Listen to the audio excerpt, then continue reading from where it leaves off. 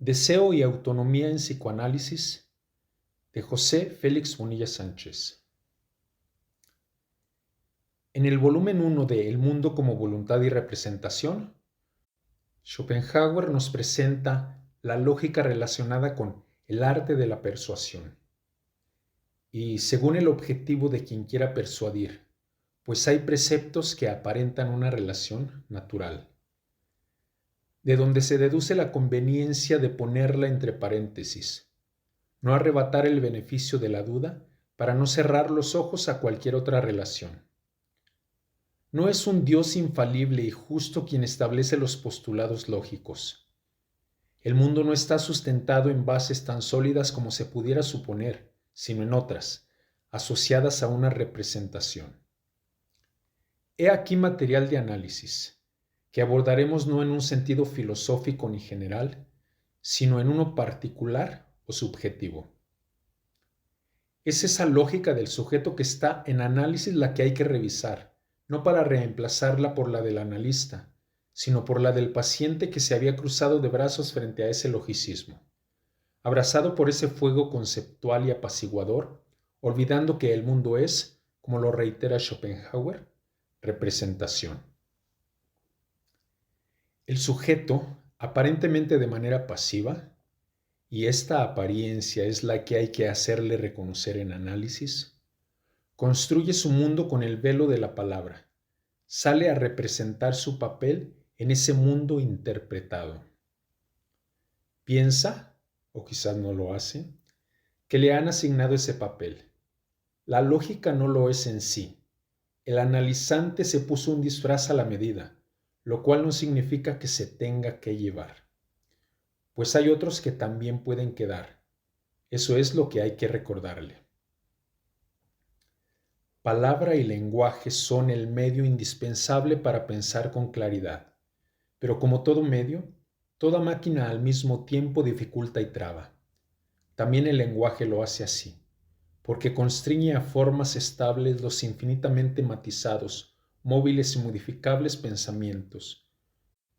Cuando el lenguaje fija el pensamiento, simultáneamente lo encadena. Schopenhauer. Cadenas poderosas porque no lo son, y en eso radica su poder. Hay que retirarlas con el martillo analítico. La palabra, libre, espontánea, inesperada, que no está configurada en diseño alguno. Se trata de preservar el fuego del proceso analítico, que sea precisamente eso y no uno moralizante o educador, pues para eso están la iglesia y la escuela. Schopenhauer, podemos decir que tuvo un padre o madre que supo colocar de tal manera que no lo absorba, que no se convierta en ídolo impidiendo el discurrir de su pensamiento. Lo ha sabido hacer, creemos, porque de otra manera no hubiera escrito cosas como esta. Sin duda la continua afluencia de pensamientos ajenos que inhiben y obstruyen los propios tiene que paralizar a la larga la capacidad de pensar, cuando ella no tiene el alto grado de elasticidad que pueda resistirse a esa corriente antinatural. No resulta gratuita la previa alusión a padre y madre, pues sus pensamientos son de los más propicios para convertirse en trampas, para exaltarlos y rendirles culto permanente, con lo cual se oculta, por otro lado, el mérito que personalmente se pudiera conseguir. Así, las palabras del filósofo nos plantean otra manera de abordar el proceso analítico. Poner en entredicho la grandeza de los pensamientos ajenos, la égida de la erudición, para provocar, a quien así lo demanda con la demanda de análisis, afluencia de los propios. Pero esto no se va a lograr. Podemos agregar tras los pasos de Freud, con la prosecución de pensamientos llanos, cotidianos, reflexivos, sino con otros de carácter más intuitivo, irreflexivo, inconsciente. El fantaseo. Las ocurrencias propiciadas por la libre asociación, donde se pondrán entre paréntesis, más que en un altar, los sagrados, de quienes presuntamente han forjado al sujeto, para que regresen los suyos, su intuición natural, su contemporaneidad. No vamos a quitar unos pensamientos ajenos para poner otros, del analista. No va a terminar su proceso con un cúmulo de conocimientos como una especie de canasta básica para las emergencias, para cuando aceche la angustia. Acecha precisamente por la imperiosa necesidad que siente de sostener ese cúmulo. Ese conocimiento no es natural, de ahí que se pueda poner entre paréntesis, sino histórico. Aunque pudo resultar de utilidad en algún momento, no implica que lo tenga que ser siempre. Por eso el asociar libre se puede liberar, escabullirse más allá de los preceptos que se coleccionaron a través de los años. Porque si se tratara de un pensamiento en su sentido reflexivo, volveríamos a eso que se ha pensado antes, por otros. En tanto que el otro, el intuitivo, libre, se ajustará a las circunstancias del sujeto en análisis. Ahí donde quien lo escucha no se lo va a condicionar de acuerdo con sus prejuicios. Si en química se analizan los elementos de la naturaleza, en psicoanálisis, los provenientes no de la naturaleza, sino del deseo. Eso perteneciente no al sujeto ni al otro, sino a sus intercambios y confluencias. El analista está presente, pero lo más importante, la esencia del análisis, es que también lo está quien se analiza, así como lo estaba cuando surgieron los ideales que lo encadenaron, cuando ante su padre o madre devino paciente. Un personaje acorde con la teoría de Schopenhauer de que el mundo es mi representación es, ni más ni menos que Don Quijote de la Mancha, del cual nos dice Cervantes al comienzo del capítulo 2, que salió al campo con grandísimo contento y alborozo de ver con cuánta facilidad había dado principio a su buen deseo. En ocasiones causa pavor, precisamente, la facilidad con que se pueden realizar los buenos deseos, que no son otros que los propios, los de este momento. El deseo no pertenece a ninguna persona, solo, si acaso, al momento en que se vive. Y más pavor si no se cuenta con el valor de un caballero como Don Quijote, que no espera ver si tiene razón, no le interesa tenerla, ni actuar con lógica, sabe de sus engaños, sino andar por el mundo, vivir.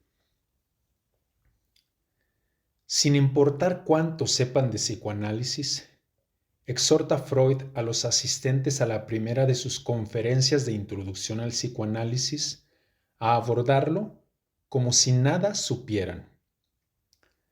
Actitud básica para penetrar en los misteriosos hallazgos freudianos, donde los conocimientos previos, más que favorecer, pueden estorbar este abordaje.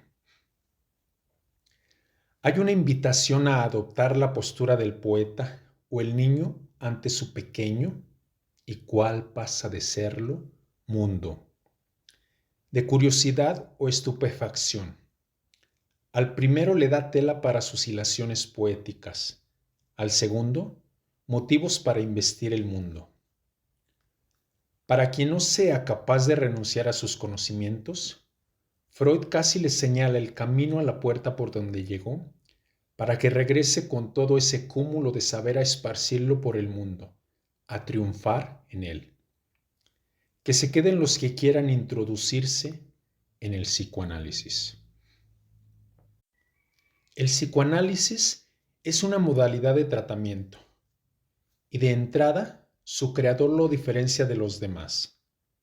No ofrece el optimismo de la medicina, donde se le puede decir al paciente lo que hallará finalizado el tratamiento. En psicoanálisis, en lo tocante al resultado, nada podemos asegurarle. Es muy osado para un médico recordemos que eso era Freud al principio, proponer un proceso donde las garantías y seguridades de éxito no se dan cita. Algo esconderá que a pesar de todo le brinda confianza. Freud abre una puerta por la que no resulta fácil entrar, pues a ciencia cierta no se sabe a dónde lleva, y cuando se está dentro es muy probable que no se quiera salir. Se propone mostrar que toda la capacitación anterior y los hábitos de pensamiento de ustedes tienen que convertirlos en opositores al psicoanálisis. Casi pudiera decir, en opositores suyos.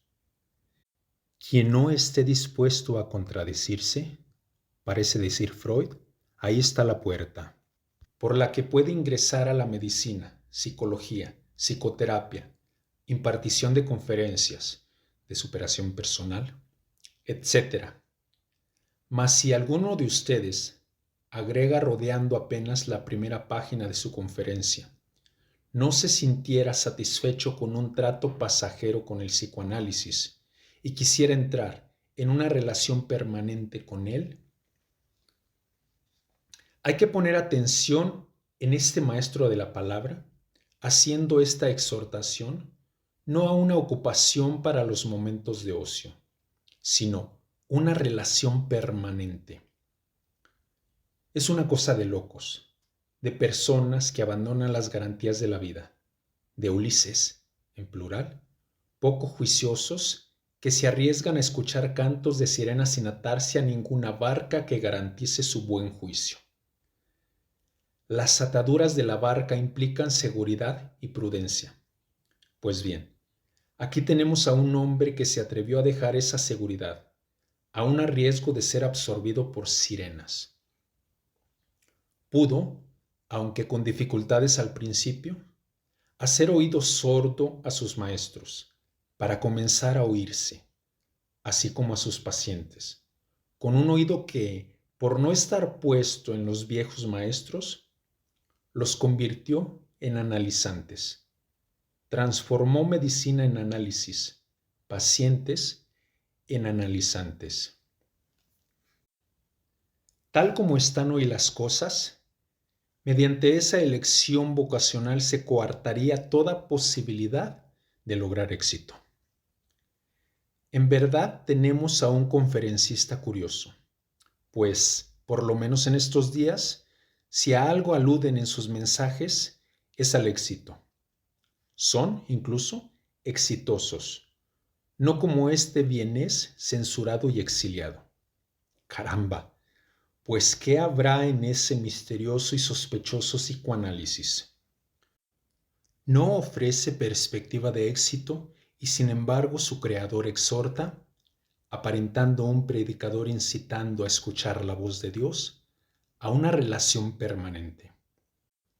Aquí ha de haber no un gato, sino un dragón encerrado, cuyo fuego ha de hacer arder la sangre.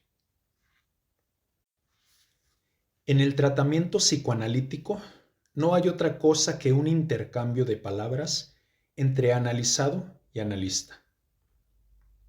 Poca cosa, es lo que parece por lo menos en un primer momento.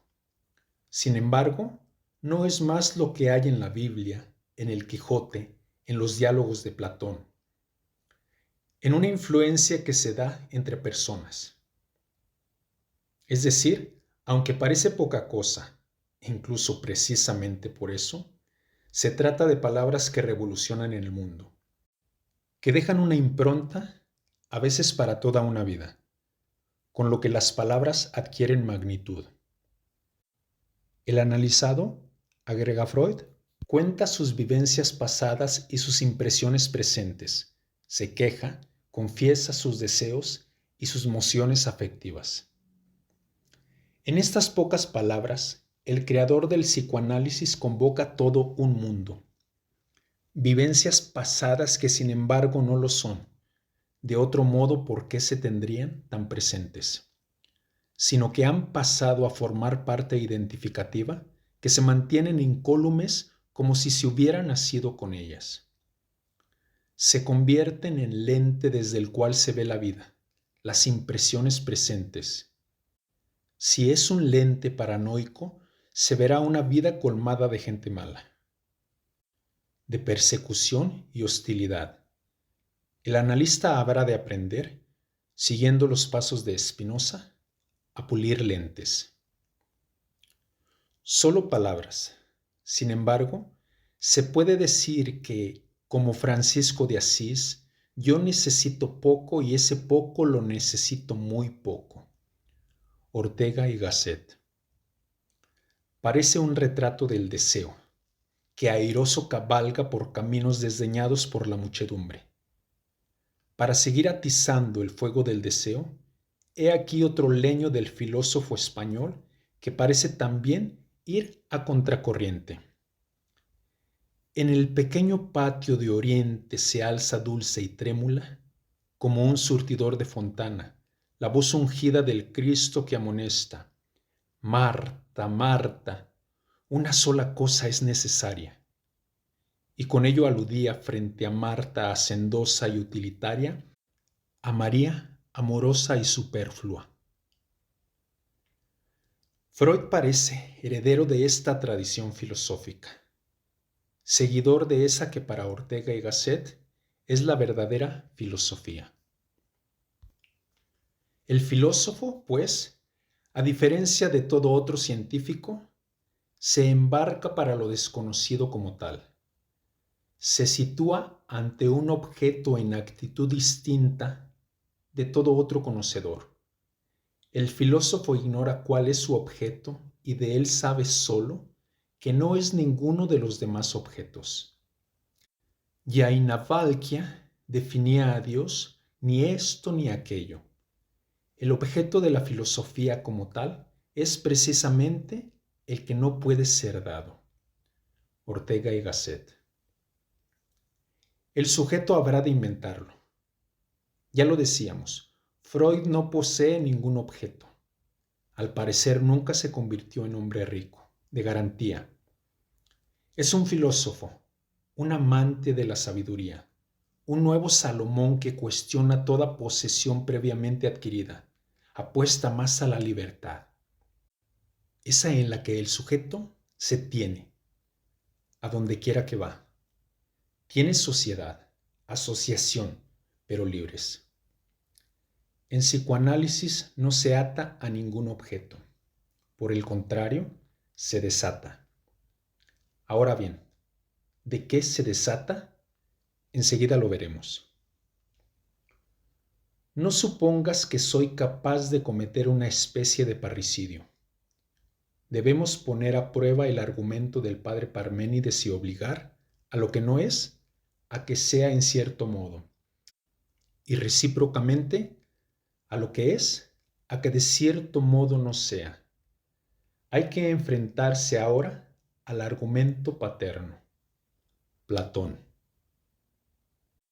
Más que saber, verdad y demás valores que pudieran heredarse del padre, se trata de lo que el sujeto habrá de buscar y conquistar, de crear, que no decaiga el mito, que lo incognoscible no sea reemplazado por lo conocido, que no se termine de hacer consciente lo inconsciente, que los misterios no sean desvelados por entero, que Troya siga ardiendo, que no se quieran hallar los restos de Ulises ni de Aquiles, ni se ponga en duda la belleza divina de Helena, que no deje de arder el fuego eterno.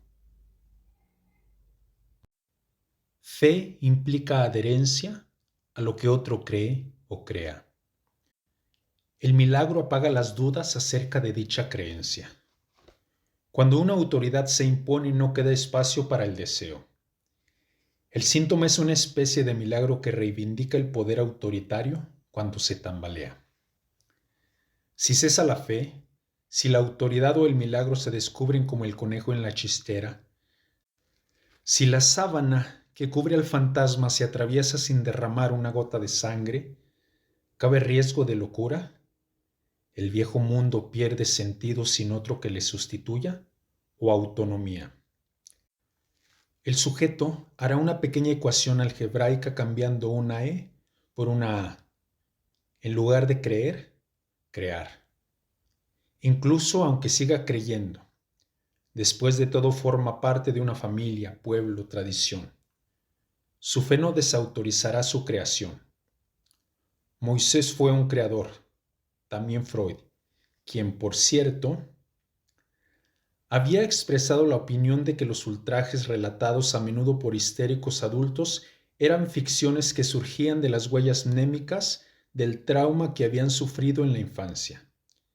Pero hasta la primavera de 1897 seguía manteniendo firmemente su creencia en la realidad de dichos traumas infantiles. Tan poderoso fue el efecto de las enseñanzas de Charcot acerca de las experiencias traumáticas y tanta la seguridad con que las reproducían las asociaciones de los pacientes. Jones. Aquí se pone de manifiesto el peso de las enseñanzas de los grandes maestros, de las personas idealizadas, que se colocan como autoridad y de antemano desautorizan cualquier aportación que ponga en duda su enseñanza. Por eso resulta significativo lo que luego, no sin grandes resistencias, ocurre. Señala Jones que de pronto decidió confiar a Fliess, su amigo y confidente, partícipe de su generación, un gran secreto que se refiere a algo que en los últimos meses he comenzado a entrever. Era la terrible revelación de que la mayor parte de los episodios de seducción durante la infancia, no todos, que los pacientes le habían revelado y sobre los cuales había edificado toda su teoría de la histeria, no habían ocurrido jamás. Aquí da comienzo la función, la fantasía freudiana, la creación que al sobreponerse a la autoridad de su maestro idolatrado puede desplegarse. Sobre este punto, Jones cita un pasaje freudiano de 1914. Gustoso hubiera abandonado en ese momento todo el asunto tal como había hecho Breuer, mi estimado predecesor, cuando hizo su incómodo descubrimiento. Pero no lo hizo, aunque se supiera solo, pues a pesar de eso, o quizás precisamente por eso, se sabía. ¿Acaso la soledad no es otra cosa que la separación, en algún sentido, del maestro? Vestigio del tributo que aún se le guarda. Bien podía estar exaltado, ya que con la nueva visión alcanzada, estaba a punto de iniciar la exploración de todo el amplio campo de la sexualidad infantil y de dar cima a su teoría de la psicología del sueño, sus dos hazañas más grandes. El año 1897 era el año culminante en la vida de Freud. Jones. Es el año en que se hizo nacer, en que conquistó la vida. Ambas hazañas, sueño y sexualidad, ¿acaso descansaban en el predominio de la fantasía sobre la realidad? De alguna manera nos topamos de nuevo con la representación de Schopenhauer, esa suerte de velo de malla que podemos suponer esconde a la realidad. A propósito de ocultamientos, ¿qué cubren los recuerdos encubridores? Deseo. ¿De la época que se recuerda? No, del momento en que se tiene el recuerdo. Si esto no es así, no tiene sentido el concepto de transferencia. ¿Que tiene relación con lo recordado? Desde luego, pero solo en el empaque, como en el caso del sueño algún elemento onírico. Pero lo esencial del deseo está en el presente. Hablar de un deseo del pasado defendiendo su vigencia es un absurdo. Se puede hablar, si se quiere, de anhelos, de nostalgia, pero no de deseo, que no muere porque no vive. Tal el sentido más profundo de la pulsión de muerte freudiana. Vivir implica perdurar en el tiempo, pero el deseo no es hijo del tiempo. Entonces podemos apostrofar que, a fin de cuentas, lo que encubren los recuerdos encubridores es, ni más ni menos, que al sujeto. A veces se acostumbra tanto que ya no quiere dejar de estar así, encubierto, que sean otros los que diseñan su vida. Así como la duda cartesiana da cuenta del pensamiento, se puede dudar de la cosa pensada pero no de quien piensa. El recuerdo encubridor del sujeto que recuerda. Sin importar en cuál de los elementos del pasado estuviera estancado el deseo, lo decisivo estará en la relación existente entre quien recuerda y además habla de sus recuerdos y quien escucha, es decir, en donde el deseo se hace presente. Si no hubiera lo que atrae precisamente a esos recuerdos, no los evocaría la mente cuyo deseo baila a ritmo del presente. Si se está ante un poeta, ¿acaso se evocan ensoñaciones líricas de los remotos días de adolescencia? Si ante un músico, si ante alguien con quien se espera un encuentro sexual. Ahora Freud nos conduce al tema medular de nuestro ensayo. Puedo asegurarles que están mal informados si suponen que consejo y guía en los asuntos de la vida sería una parte integrante de la influencia analítica. Al contrario, evitamos dentro de lo posible semejante papel de mentores. Lo que más ansiamos es que el enfermo adopte sus decisiones de manera autónoma. Freud. Si no toma decisiones autónomas, podemos asumir que se debe a su carácter neurótico. Vale la pena recordar las palabras de Goethe, quien era tan admirado por Freud. Considero que los medios para la curación de enfermos mentales es muy simple. Son los mismos medios que a las personas sanas les impiden caer en la locura. Hay que estimular su actividad autónoma. Goethe. El análisis es como una repetición del acto de Prometeo de robar el fuego a los dioses. Eso que se consideraba prohibido, hacerlo posible. Y si repitieran el castigo de Zeus de encadenar a este nuevo Prometeo, el sujeto en análisis, el analista habrá de actualizar, a su vez, el acto de Hércules de liberar a Prometeo. Del poder de los dioses, se podría decir. Esos seres anteriormente inaccesibles, intocables, cuya autoridad era ilimitada. El análisis debe crear las condiciones psicológicas más favorables para las funciones del yo. Con ello quedaría tramitada su tarea. Freud. Propiciar autonomía en lugar de autoridad. La naturaleza, así como los dioses a los que recién aludimos, es impenetrable, incognoscible. No se conoce sino como fenómeno, en sentido kantiano. Querer atravesar esa roca es como querer conocer el mundo en sí, encontrarse con su creador, conocer el alma en su desnudez sin estar arropada y escondida por el cuerpo, echar un vistazo a lo que hay más allá de la muerte. Todo esto es una roca no solo en psicoanálisis, también lo es en la ciencia y la filosofía. De eso se pueden hacer solo postulados, dogmas de fe, ficciones. Esa roca es, después de todo, la que cubre la iancia o castración. El complejo de Edipo da cuenta de este conflicto. El sujeto sucumbe a la autoridad que lo cubre o explica. No quiere saberse tan desprotegido. Quiere que alguien le diga que todo saldrá bien. Luego se da una reminiscencia de este conflicto en la demanda de análisis, con la que al inicio quiere la resurrección de su autoridad, que dé cuenta de su misterio, que le absuelva de sus faltas. Pero el analista lo invita a sentirse en el diván, a ver surgir de la ceniza de justificaciones, postergaciones y temores la, en un primer momento sutil, mecha de autonomía. No esperaremos el advenimiento de autonomía absoluta, no se requiere tanta. No se tiene que decidir toda la vida en un momento. Vestigios de ella pueden bastar. Un pequeño fogón puede alusar la vida del sujeto que no esperará permiso ni castigo en sus decisiones. Autonomía tiene que ver con la decisión, por ejemplo, de jugar. Si pensamos en el ajedrez, hay que considerar a quien juega del otro lado.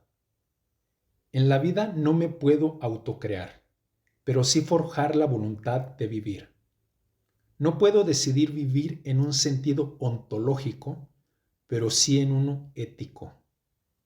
Asumo autonomía en la mitad de mi vida. Por la otra parte, no tengo que preocuparme. Ignoro las piezas que del otro lado se moverán, pero decido mover esta o aquella. Para que un proceso psicoanalítico se haga posible, es necesario que el analista pueda, siguiendo la analogía del ajedrez, sacrificarse como una pieza de rango prescindible para hackear al rey.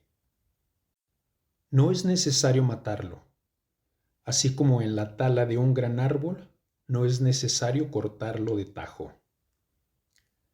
No teniendo quien gobierne sus actos y pensamientos, el sujeto hará su apuesta, como si el Rey Supremo que ve y puede todo no fuera sino una ilusión, el acto creativo de alguien que se quería liberar de la fuerza suprema de un rey y ponerlo de manifiesto metafóricamente con el jaque. El sujeto, entonces, analista o analizante, no puede decidir entrar o no al tablero, pero sí jugar. El movimiento de mis piezas estará en función del otro movimiento, pero también este será influido por el mío. Es aquí donde se puede apreciar la parte de autonomía. Esto propicia voltear a verme. Si solo critico al otro, al creador del juego, soy injusto, pues él en su diseño me incluyó. Por mi parte, no solo lo censuro y lo dejo de lado, sino, y esto es lo más grave, me excluyo. También se puede mostrar autonomía en el acto de escribir, como en Sor Juana, cuando al esperar la que no llegó, se dio una revelación más trascendental, la de ella misma, y su mañosa fantasía, dirá el Nobel mexicano. Después de un largo sueño, estando supeditada a la autoridad divina, que le indica lo que se debe hacer y lo que no, hace estallar, en su poema titulado Primero Sueño, ese mundo que se suponía infalible, de tal manera que se supo despierta. Juana Inés no tuvo que vender su alma, la conquistó, con mucho sacrificio, pues ser mujer en esa época era ya de por sí como un pecado. Tener el genio que tenía es un milagro que no ardiera en el celoso fuego de la Inquisición. Estando tan despiertos como Sor Juana, muchas cosas se pueden soñar y dejar de soñar. Por eso, siguiéndola, podemos decir, conócete. A los deseos que te han dado vida o los altares a que has rendido culto. A los ídolos que han sido sepultados y resucitados en síntomas. Cuando se habla de hacer consciente lo inconsciente dentro del proceso psicoanalítico, se alude al sujeto. Es la conciencia más importante que se puede dar, si quieres entrar en la vida. Mateo 19:17. En psicoanálisis se busca cancelar la división entre yo actual y remoto, ese que quedó aferrado a la relación, autoridad, erótico-afectiva parental. Este proceso acerca el poder, caeremos en la tentación de decirle, divino, para que absuelva y libere de fantasmas punitivos y ordenadores o legisladores, como si Moisés volviera a tocar la roca, la fuente de agua viva. La creación analítica destituye la fragilidad infantil. Cuando era niño, dice San Pablo, se requería de autoridad. Lo importante del nombre no descansa en el hecho de que nombren papá o mamá, sino en el de asumir el propio. Autonomía implica nombrarme, no dejarme absorber por los apellidos paterno y materno. Mientras pretenda igualarme a Dios, en el sentido de no nombrarme, hallando justificaciones o culpables alternos a mis actos y sus consecuencias, mi nombre se ocultará en la sombra que proyectan los apellidos aludidos. No solo me nombro con palabras, sino con actos provenientes de mi cuerpo, que renuncian a seguir cargando síntomas o acentos parentales. El síntoma es un monumento a la autoridad invisible, ya sea parental, jurídica o moral. Seguiré padeciéndolo mientras siga ocultando mi nombre. Juana Inés tiene algo de Antígona, de Sófocles, por el arrojo de su acto subversivo, con la diferencia de que caminó por las calles y conventos de México. Se apropió de su nombre. Fue, además de musa, una mujer con pasiones y sufrimientos y alegrías. Antígona fue solo musa. Sepultó a su hermano, defendiendo la gloria de la muerte. Sor Juana defendió la gloria de la vida.